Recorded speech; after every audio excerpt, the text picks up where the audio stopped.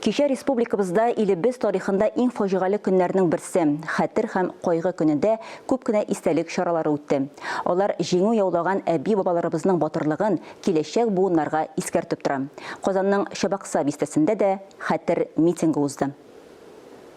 Хәтер һәм кайгы көненә багышланган митинг оештыручы Марсалиев Чабакса бистәсендә әлеге чараны традицион рәвештә ел сайын уздырырга ниятли. Аның фикеренчә, искә алу көне яу кырында калганнар өчен түгел, ул без исәннәр өчен кирәк.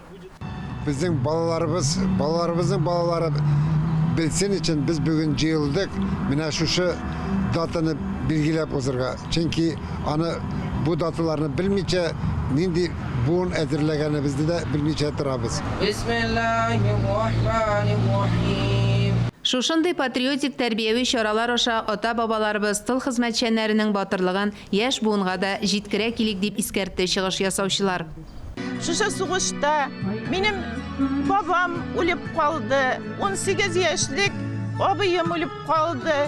Шуңа күрә менә без аларны бит ел сайын искә алабыз. Без аларны һаман искә алабыз, каберләренә йөрибез. Чабакса бистәсеннән Бөек Ватан сугышына барлыгы 255 кеше китә, шуның 161-е батырларча һәлак була. Аларның исемнәрен мәңгеләштерү максатыннан бире дә әлеге мемориал калкып чыкты. Хәтер сакчысы булып мәңгелек ут яна. Мәңгелек ут, ялкыннардан һәйкәл, һәлак булганнарга сугышта. Мәңгелек ут, алар сулышы ул, тоташылган безнең сулышка. Мөршидә Җиһан, Искәндәр Төмәнов, Татарстан яңалыклары өчен Чабакса бистәсеннән.